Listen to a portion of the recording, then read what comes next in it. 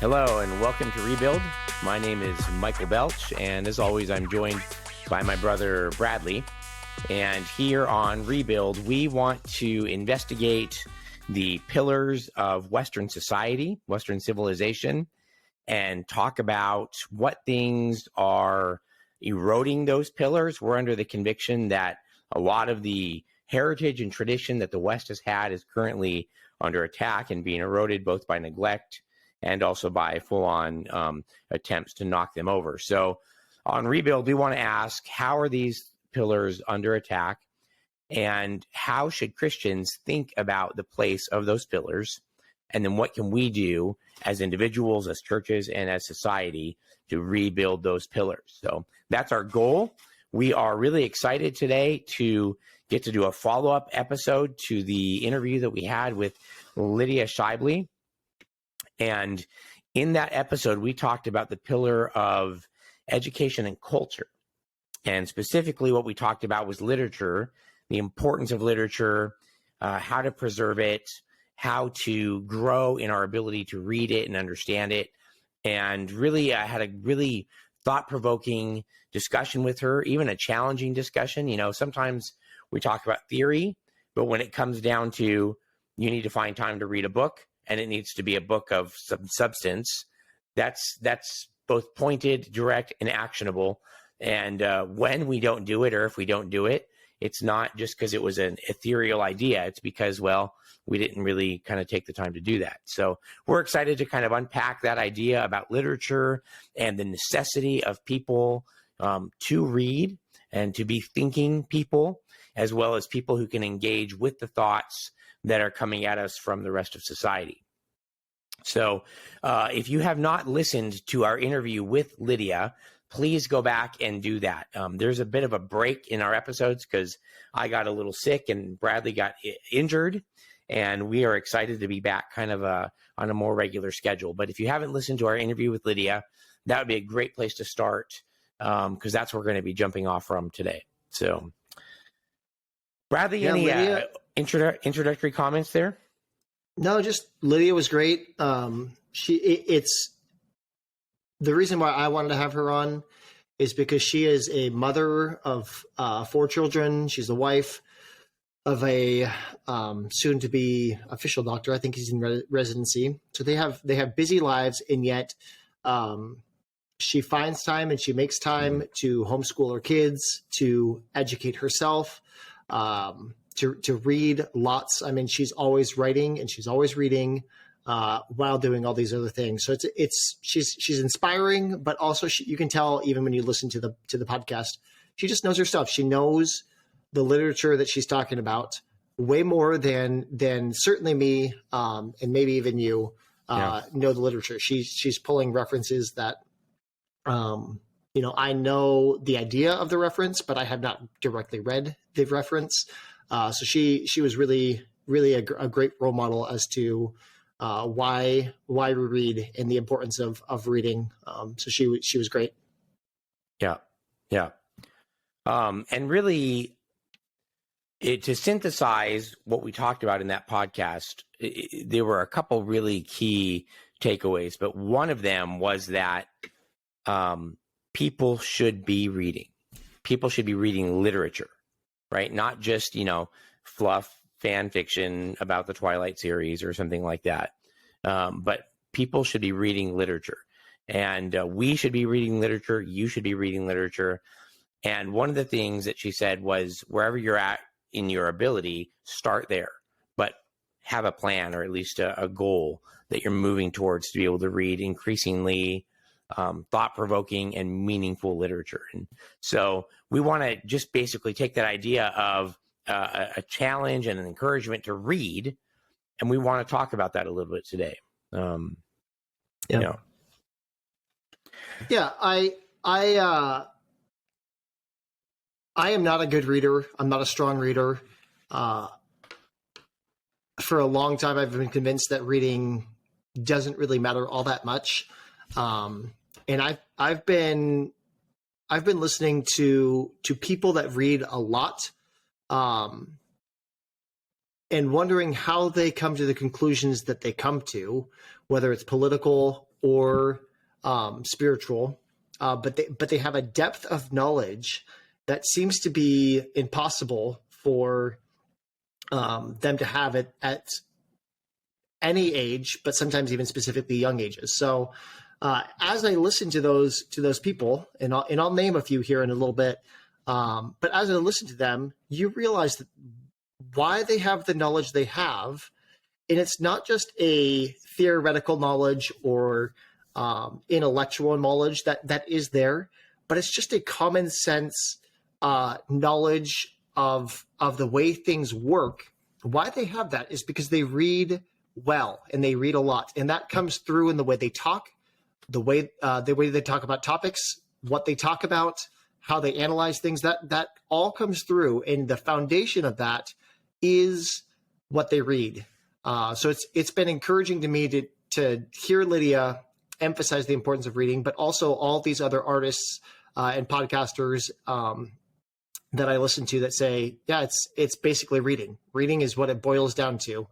And I think one thing that we talked about with Lydia that I think we can talk about next is reading literature can have a spiritual effect as well. Can help us understand the Bible, can help us in our understanding of the world, which in turn helps us understand our understanding of God. So I don't know if you want to spin off of that at all. The idea that reading non-biblical literature can be biblically beneficial. Yeah.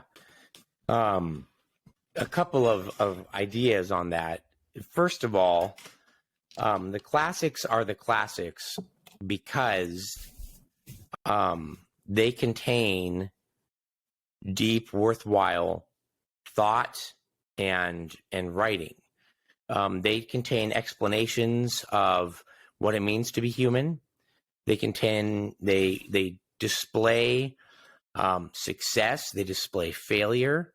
They display some of the deepest concepts that we can talk about theoretically in a way that is almost tangible, right? It's understandable in being a story. And the classics and excellent writing will help us know how to process some of the deeper ideas that sometimes escape us, right? The world of the theoretical, I guess I'll quote, although he's not really in good graces anymore, but Ravi Zacharias said once that there are 3 levels of philosophy. There's the high level of philosophy, like reading philosophers like Kant and Plato and Aristotle, things like that. And then there's the daily common sense philosophy. But in between that exists art, literature, music, even film, things like that. And his idea was that second level of philosophy is the most impactful to people because it pulls down enough of the ideas, but it connects it to real daily life through story and visual, that it affects people in the deepest way, more than reading the actual philosophers were. And to quote a Scottish poet, Andrew Marvell, he said at one point, I care not who make the laws, give me the songs of a nation. The idea that he could have more influence in a culture and a society if he was the one writing the songs than the laws. And that's because art helps us connect and understand and sometimes know what to do and what not to do in ways that sometimes the intellectual approach can't quite touch for a lot of people, myself included. Yeah, and we all connect with that on a certain level, even if it's superficial, with the poor quality, I would argue, of movies that are presented to us. Every story is only going to be impactful when it touches a certain aspect of real life. When it gets to the heart of a bigger question of life and boils it down into a connectable character or connectable storyline to where we can go, I sympathize with that, or I see that in at play in the world or in my life specifically. And I think that's what you're getting at, is people, the stories are impactful to us because they articulate thoughts that we have, consciously or even subconsciously, in a way that we hadn't thought of before. And then when you see it, or when you read it, or when you hear it, you go, oh, that makes so much sense. The challenge is to then apply that, to go, oh, that makes so much sense. Here's what this means moving forward for me. Here's what this story can affect my life. And we do this with the Bible all the time, right? Like, a good sermon is only good when you get to the application of the sermon and you can say, this is what the text says, and now this is what it means for you. Go and do this. And I think when we read stories, we can do this. We can have the same effect. We can do the same things. And I think it makes us better Bible readers too. We talked about that a little bit with Lydia, in that when we can connect stories and narratives and principles and God-given ideas, it helps us read and understand what God's word has for us and says to us better. Yeah, and I guess two other things I would say about that are, when we read a novel or something like that, like a classic work, we are having to train our minds just to think, just to absorb the information and process it. And so that is a valuable thing on its own. To have to wrestle through some of the moral dilemmas or the difficulties that are presented in the characters. But another thing to keep in mind is that a lot of the classics were written at least within a framework where biblical morality and what is right and wrong was at least generally understood. And so you read Shakespeare and you come across themes of, like, will the quest for revenge literally destroy me, right? Or you read the Picture of Dorian Gray and you come up with a story that argues powerfully for the vanity of pursuing a life of pleasure. You read some of these stories that are maybe not by Christian authors, but exist within Western civilization, which is largely informed by the Bible, and it reinforces. It causes you to think about truth, but it can also reinforce messages about truth, which go to creating a culture and not just a church. The church does not. The church is a collection of people who are the church, but they're also part of society. And society has been built in the West on eternal, timeless truths. And so it's good for us to read and interact with the thinkers and the writers who have helped flesh out, either wrongly or rightly, but those are the ideas that culture is going to kind of ripple outwards in their movies and even in the books that are being written now. You're going to hear the stories of Shakespeare echoed in them. And if you've thought through the issues as you read Shakespeare or as you read Aristotle, you're already going to have a perspective to engage, the movie or the TV show or the modern book that you're reading, which is an incredibly valuable thing. Yeah, and that's something that the people that read well, when they watch movies being produced currently, they can pinpoint, oh, this is a philosophy coming from this line of thinking based on this philosopher's work.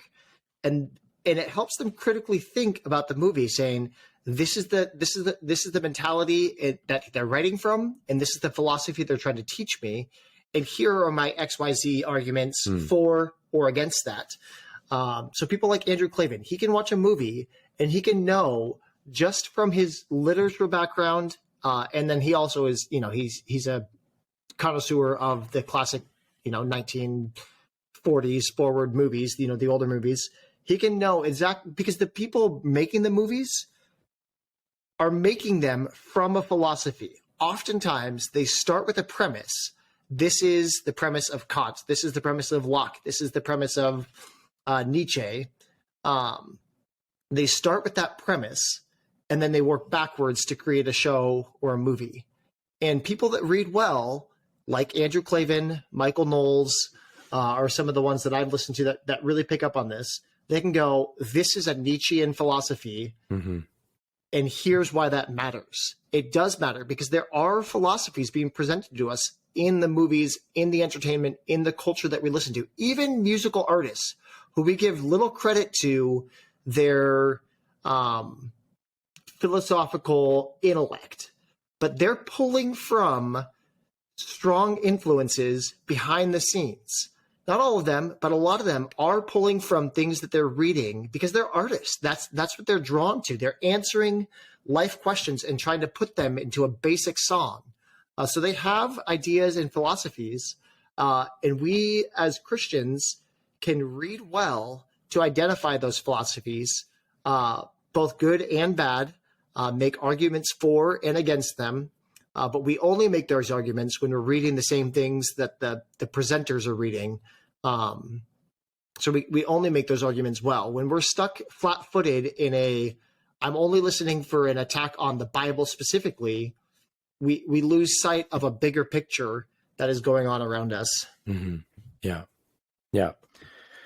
So I think what we're saying here, Bradley, is reading and reading literature, good literature, is extremely important and extremely valuable, both in our mental discipline, in our ability to understand what culture is saying, bringing the Bible to bear on that. And then I'm just going to throw a 10-word one in here. I don't even know if it's 10 words, but reading literature is enjoyable. It can be very enjoyable, right? If you're going to have a hobby, it's a worthwhile hobby. We don't always have to get so intellectual with our reading. We can just read a book, a good book, and enjoy the story. Yep. We do that with television and movies, and we do not do that with books because it's harder to engage socially with our wives or our family in a book, but not impossible. And also that shouldn't discredit the fact that we should be reading. Right. So what are practical ways that we can dig it? Well, first let's do one quick diatribe before we get into ways that we can actually exercise the muscle of reading, the idea of reading, how we become better readers.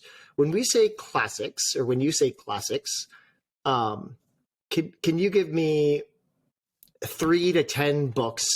I mean, anyone can do a classic search, sure, but can you give me like 3 to 10 books of like, these are what we're talking about when we say classics? Because we might all have different ideas of what that means, but what's kind of a range of what we're talking about here? Something by Shakespeare, I would say Hamlet or Macbeth. Something by Dostoevsky. I mean, we're talking pretty upper level reading there, especially with his Russian background. The Brothers Karamazov, even The Idiot is a little bit more accessible. I would say you've got to read. Oh goodness, you're putting me on the spot here. I know. So like Lord of the Rings, to the Lord of the Rings trilogy. Sure, we can go that way. Do those make it on the classics? Yep. I mean, like I'm trying to think of like contemporary versus like, because Lord of the Rings would be more on the contemporary side of the classic readings. Definitely, but still definitely in that.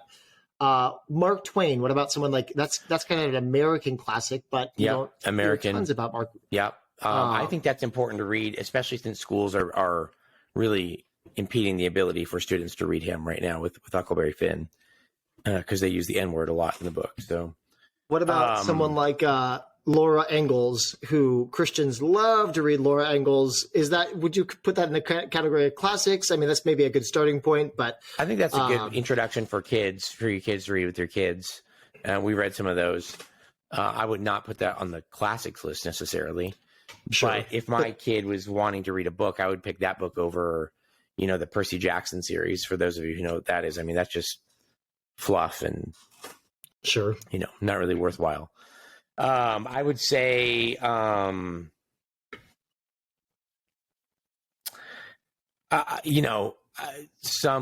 good, I know Frankenstein has been mentioned a couple of times. By Shelley. Yeah, Mary Shelley. And then I read a couple of times a year a longer poem called The Love Song of J. Alfred Prufrock. It's not super long, but I read that a couple times a year, and that's by T.S. Eliot. Yeah. Pride and Prejudice, I think, would fall on a lot of people's classics list. By Jane Austen. So these are kind of the genres of books. Yes, they go back to Shakespeare. And Lydia talked about kind of Shakespeare being pretty much the major influencer of making English a sophisticated language, which was interesting to hear her talk about that a little bit. So back to that, but all the way up to the point of Twain's. Do we have any? I'm going to throw. Go ahead. Is Tolkien basically maybe the most modern classic? No, not necessarily. I mean, Cormac McCarthy. He kind of started the post-apocalyptic genre with his book The Road. I don't think it's probably a classic yet, but I think it will be eventually. You could do from the 1920s. You got F. Scott Fitzgerald's The Great Gatsby. That is one of my very favorite books. And that's short and pretty accessible. What? The King's Hill podcast just ripped that book to shreds recently. Oh, I love it. I absolutely love it. Yep. They were not fans of that one, but I would agree. It is definitely in the classics list. And then what about, so like, I'm thinking back to like 5th grade to 10th grade literature. I mean, things like To Kill a Mockingbird. Got to read those that considered one. classics? Have to read that. Yeah. Okay. Uncle Tom's Cabin. To Kill a Mockingbird. All right, I think that's so. That's the vein of what we're talking about here. Basically, and Lydia pointed out, you can do a Google search for classics, and you'll come up with the 200 book list of. And basically, I did a Google search, and I found lists that were quite different from each other. That's hilarious. Yeah. Basically, the idea is they're time tested, and when you read them now, you will find the truths that they were talking about then applicable today. Lydia and both of you mentioned in the podcast episode or books that you had just recently read that you're like, oh, this could have been read. This could have been written yesterday. And I found the same thing reading The Great Divide or The Great Divorce by C.S. Lewis. Like that absolutely. That book could have been written today with some of the themes and what they're talking about, because human nature is human nature, and good story is good story. So that's kind of what we're talking about classics wise. So what are we saying? How do we get there? Because there's a huge barrier for people, and I think there's probably two reasons. But one reason being we're just so far behind on the reading list. To try and start to catch up is almost insurmountable. I think that's one reason why it's hard for us to read. And then the second reason is we simply don't value it. We value reading practical, tangible, bullet-pointed ideas. We talked, again, to reference the podcast, Lydia talked about that. Like, those aren't bad to read, but we over-prioritize the practicality of those books instead of wrestling with topics in literature. So how do we, what do you have for ideas as to how we work this muscle of reading out? How do we practically, not convince, hopefully we've already made the case of convincing, how do we actually implement reading in our lives? You start with something you enjoy. And I'm going to throw one other out there that's not a classic by any means, but it is on my top 3 list of favorite books. I wouldn't say like most influential books. It's a series called The Chronicles of Thomas Covenant. And I have very rarely been moved like I was as I read. It's long. It's 10 books. But I was moved to tears several times, which, pains me to say. So start with something you enjoy that's worthwhile. So pick a science fiction book that's well regarded. pick a fantasy book that's well regarded. Pick a historical fiction book that's well regarded. I have to instantly cross off Twilight and Harry Potter. Yep. I understand there's probably some good messaging in that, more than I've given it credit for, but I have to cross that off right off the top. No, I agree. But if you look at those classics, you can even find like classic science fiction books or classic historical fiction books. You read the Exodus, right? That's not on classics necessarily, but it's a fantastic book that's worth your time. Read The Source, those sorts of books. So start with something that you enjoy is what I would say, but then don't just gravitate towards the fluffiest fluff of what you enjoy. Pick something that's worth reading and find out from other people if it's a worthwhile book. Yeah, I think that's good. My first practical point I touched on earlier, but listen to people who read talk about what they're reading. And the best case for me of this is Andrew Klavan. He does a weekly podcast now. It used to be 5 days a week, but now it's weekly. And I would say probably 2 or 3 times a month, he will take a book or movie and he will break down in his eyes what he is seeing in that book or in that movie. And when he starts talking specifically about things that, the works of Shakespeare, but he's done the same thing with the book Frankenstein and a couple of others. When he starts talking about those books, it gets me excited to read those books. It gives me an appreciation. Oh, there's more to Frankenstein than this weird monster with the scar on his face that pop culture has created in my mind. There's huge underlying themes and implications in that book. So that would be mine is listen to people who read well, whether it's in a podcast, whether it's wherever you can find people that read well, just listen to them talk about what they're reading. And I promise you will be more engaged with wanting to read than you were before. Yeah. Good. Well, the other thing that we were talking about is you just have to put in the time. Yep. Right. You just have to put the time in.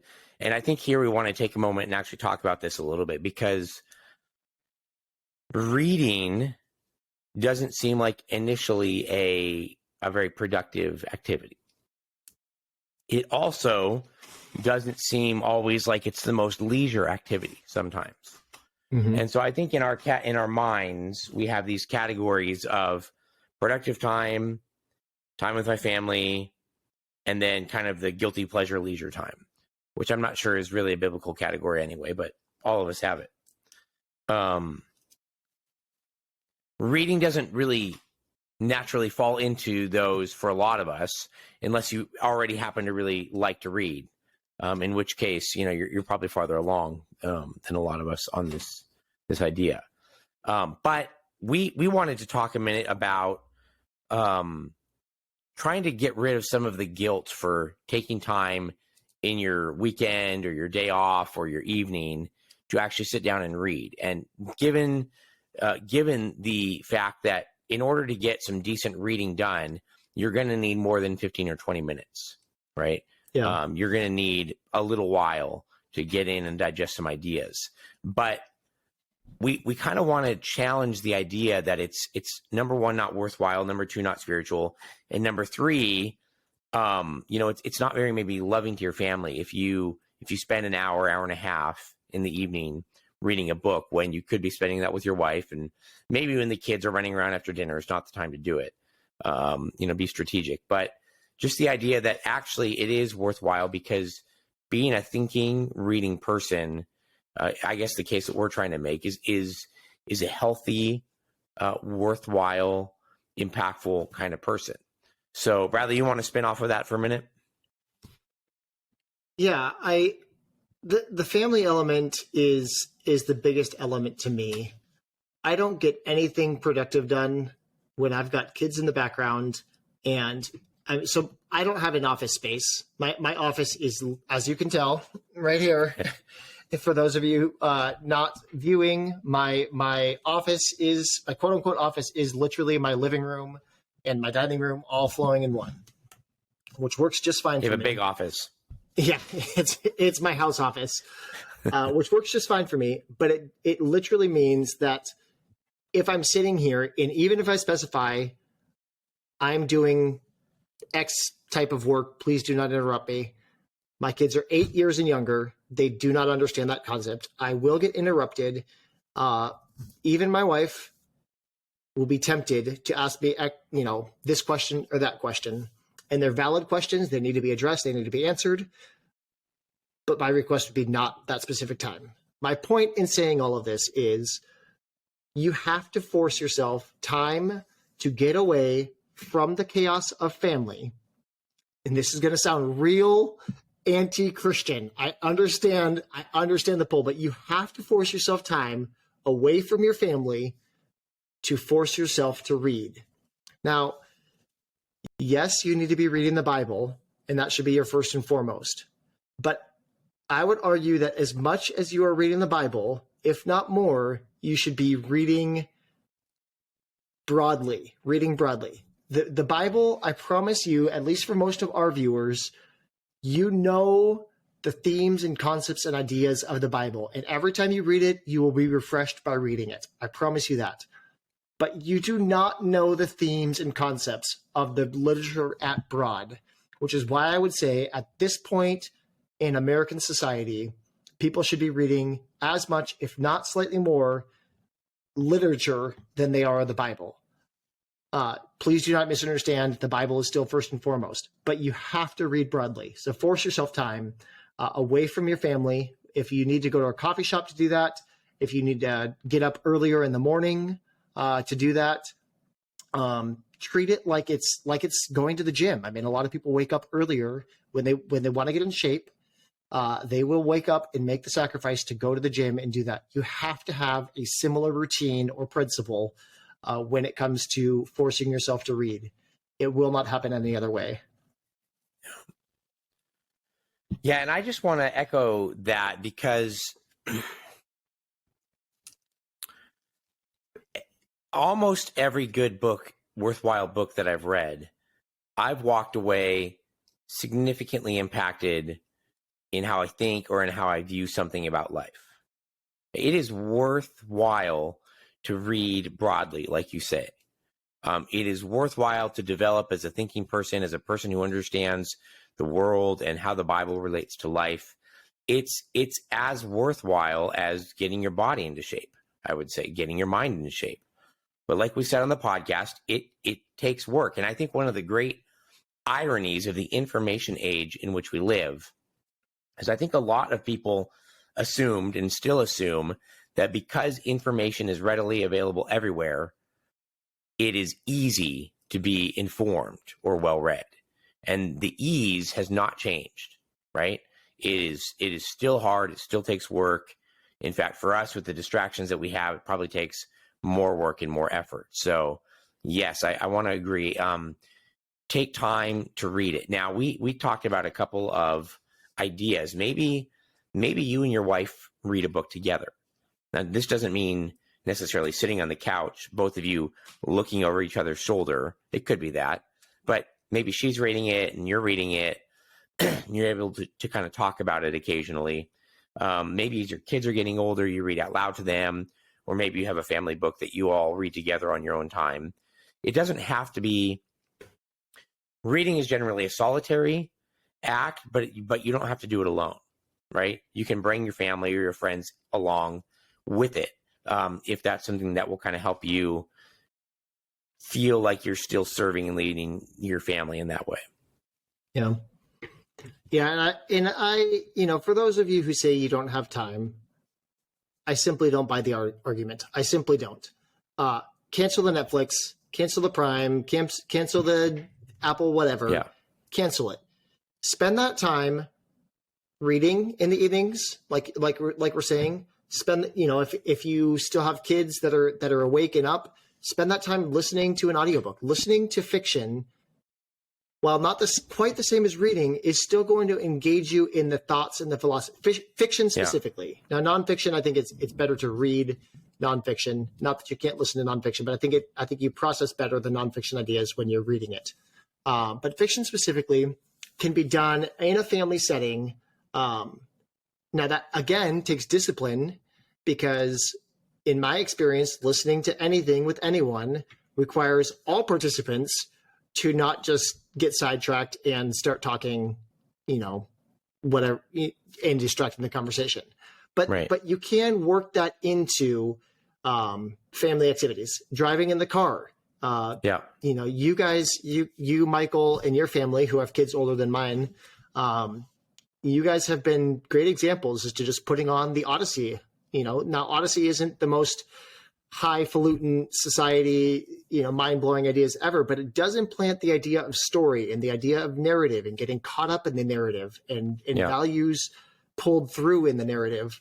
And your kids grew up listening to those books. So I think that's another way we can engage with reading is listening in the audio format, and trying to work that into routines. Now, it does take work. It does take kind of a shift in commitment and rules of engagement, so to speak. When you're listening, this is what the expectation is, because you don't have that screen to pull the eyes in to keep the mouth shut.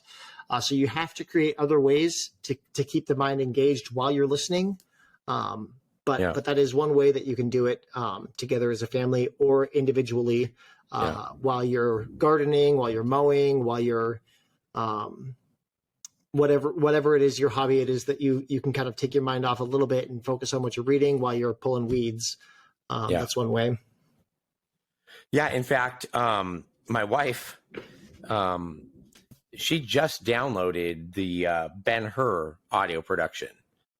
And I was like, that's kind of random. She's like, no, this is apparently like one of the most classic stories ever. We're going to listen to it as a family. Great. But I do want to just mention one more thing about this. This can become a normal pattern for your family. When we lived in Taiwan, we had my wife's cousin and his wife and their, two of their kids. They had 5 kids, but 2 of them came. And they were visiting us for a little while. And this is a little bit embarrassing to me, but I came out into the living room one evening and I was kind of, prepared to be the host and what do you guys want to do?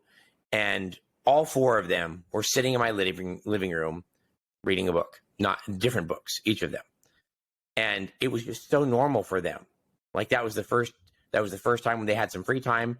They all just sat down. They all pulled out a book. They all had books that they brought with them. And they spent an hour or two just sitting there reading. They weren't talking. They weren't playing games. They weren't watching TV. They just sat down and read. And the comfort that they had in doing so let me know that this is what they do back home. They just sit down and they read. And I was so almost shocked by it. And I thought, this is really good. This is really healthy. So it can be a part of your family DNA and structure. Yeah. Yeah. And I'm sure that family and others that read well, as kids grow into the age appropriate books and their siblings have read, and then once, their younger siblings read it, they have that discussion. Oh, what'd you like about that book? What'd you like about that? I really like this part of the story. The same way that we talk about TV shows and movies as we grow older, you could do that with books, and we need to do that with books. We need to reclaim the cultural area of novels and reading. And I think we need to get to the point where we're rewriting we're writing new classics, right? But we only get there with a generation of readers that reads well to write well. We should hope for our kids to be excellent writers. It's a hard field to pursue. It's competitive. It's not easy to make money in that field, but we should have kids that desire to write for a living because of the influence of reading in their life. I think it's just vital. It's a cultural area that we can reclaim easily as Christians, because story is always going to be compelling, always. And when you write good story, it will be compelling no matter who reads it. Yeah. Yep. True. Yep. Good. Okay. So we talked about how to do it, how to work it into our family, how to prioritize it, trying to eliminate a little bit of the guilt for when you're going to sit down and read. Maybe it feels like it's not productive, or it's not, family time or servant leadership, or, that sort of thing. Can I jump right in there really quick though? It will be impactful to your kids and your wife when they see you making time to read. In the same way that they see you making time to read the Bible, it will be impactful to them to see you making time to read literature. That will bear productive, Christ-like fruit when they see you reading, even though it feels unnatural at first. It is a sound discipline to say, I am going to take time to do this. And this is for, you don't have to specify this necessarily, but it is for my mental and spiritual development going, I'm going to exercise my mind. In the same way that when wives work out at home, to workout videos with the kids running around them and the kids start participating in that, because that's what mom's doing, or that's what dad's doing. In that same way, it will be impactful. Yep. So sorry to jump in there, but go ahead. Yeah, Bradley, that's so true. It definitely will reap benefit to your children as they see that that's a habit in your own life and in your family's life. To that end, one of the things that was so interesting to me about interviewing Lydia was the fact that she does have this podcast where she and her co-host talk about literature. But if I understand correctly, this was an idea that her pastor had, that she and her co-host would do this, and they record at the church. And I love that idea, because here is the church trying to engage in culture. What does culture think? What has impacted the ideas of culture? And then how can we speak back into culture about these books and pieces of literature from a Christian perspective? And I don't think there needs to be a separation between Christians and literature, or even between churches and pastors and literature. I think that pastors should be free to reference literature in their sermons and their anecdotes and what they're talking about with people. It doesn't just maybe have to be the newest Christian book or book on theology.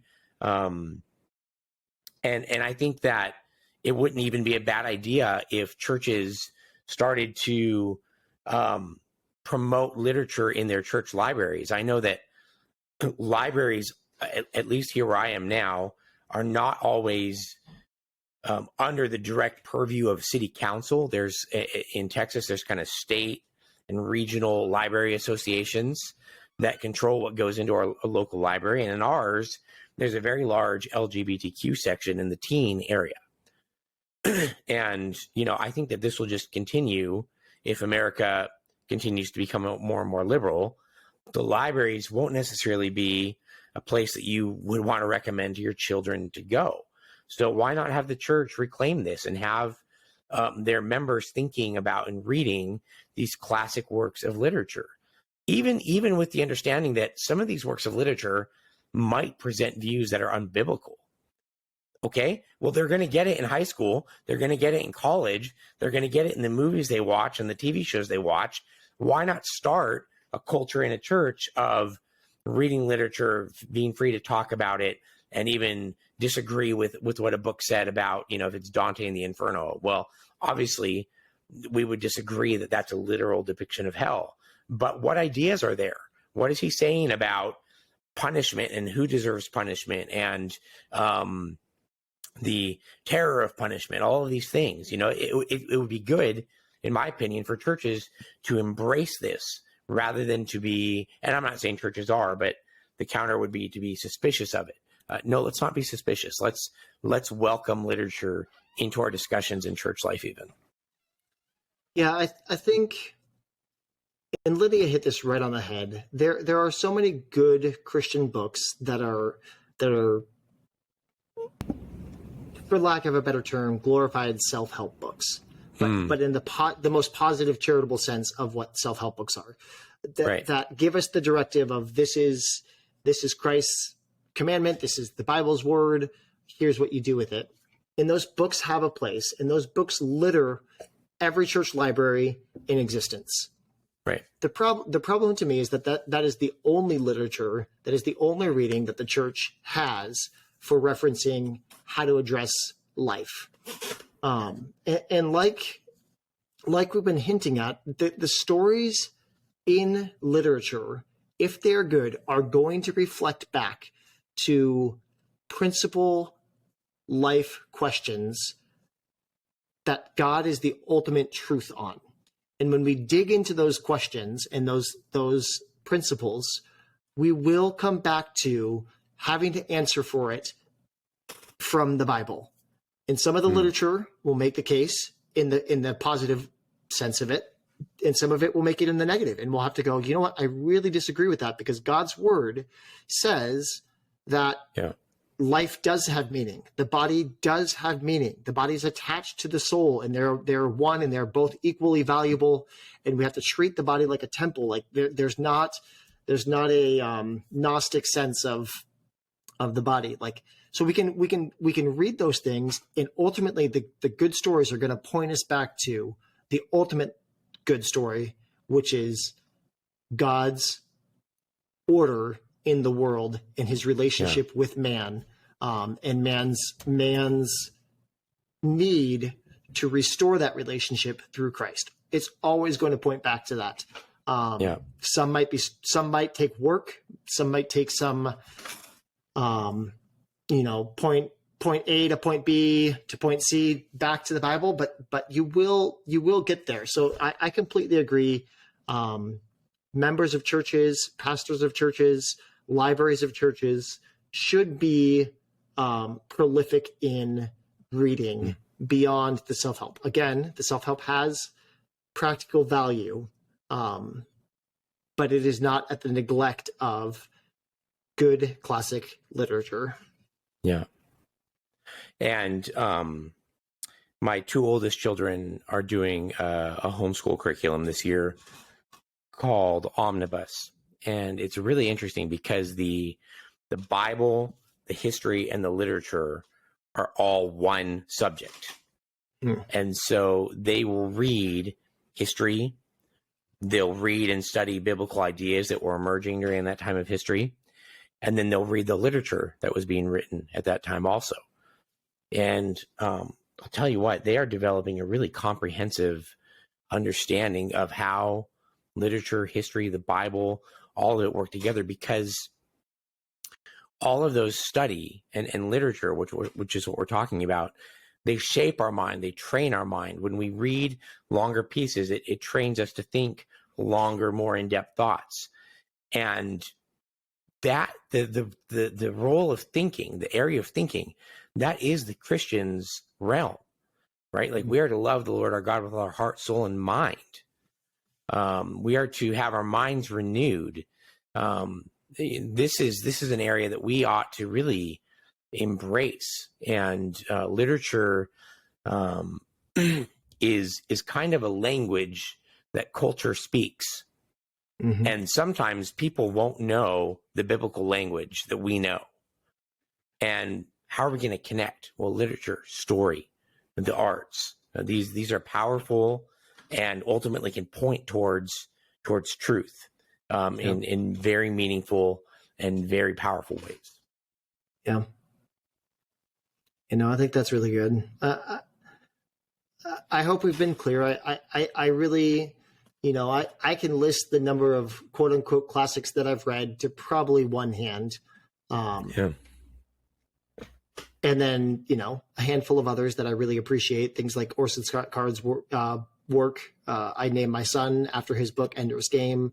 I mean, I even light sci-fi, like those things have value. Again, even things like Harry Potter probably have value, but we want to push ourselves to, that can't be where we cap our reading experience at. Right. We have to push ourselves to the next level. We have to add the weight, the literature weight, as we work this out. We can't stay stagnant. Yeah. There's value in it. I